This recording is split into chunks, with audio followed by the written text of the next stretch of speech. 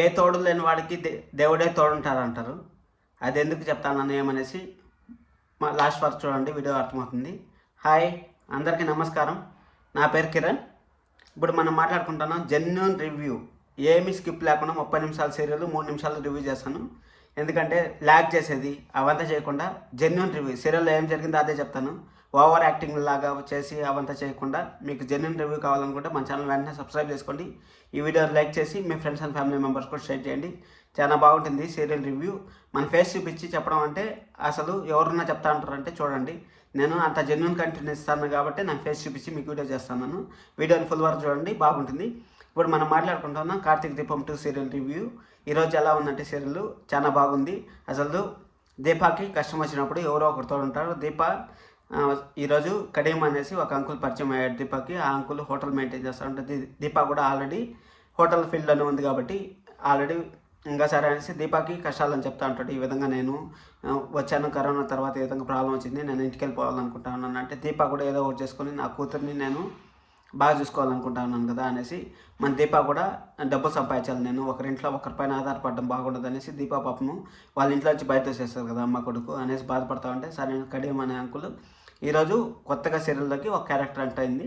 సరే వాళ్ళిద్దరు మాట్లాడుకుంటా ఉంటే సరే అనేసి అక్కడి నుంచి ఒక హోటల్ ఉంది కదా అంకుల్కి ఆల్రెడీ, ఆ హోటల్లో పోయేసి పని చేసుకుందాము, పని చేసుకొని మనం డబ్బులు సంపాదించుకొని మన కూతుర్ని పెద్ద చదువులు చదివిస్తే నాలాగా బాధపడదు కదా అనేసి అనుకుంటాడు. చూడండి దేవుడు ఎంత సహాయం చేస్తాడు. అసలు కష్టాల్లో ఉంది కాబట్టి ఆ దీపాకి ఇప్పుడు దేవుడు సహాయం చేశాడు. సరే అనేసి కార్తీక్ పాప ఆడుకుంటా అంటారు కదా, ఆడికి ఆ ఎపిసోడ్ అయిపోతే కార్తీక్ పాప ఆడుకుంటా అంటే ఇంక మన బామ్మ వచ్చి మన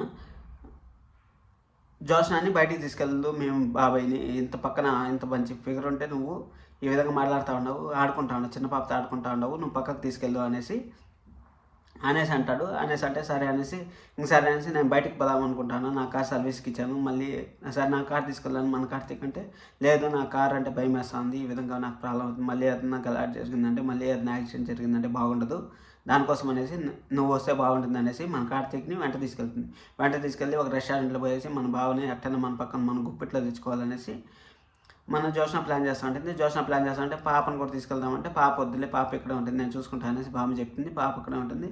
అప్పుడు జోష్న బామ్మకి కన్ను కొట్టేటప్పుడు పాప చూసేస్తుంది, నువ్వు కొట్టావు, జోష్నను కొట్టింది, జోను కొట్టింది, ఎందుకు అలా కొట్టారు అని పాపని అడిగితే అవన్నీ చెప్పకూడదు అనేసి పాపని డైవర్ట్ చేసేసి మనం ఆడుకుందాం రా అనేసి బామ్మ పాప ఆడుకోవడం స్టార్ట్ చేస్తారు.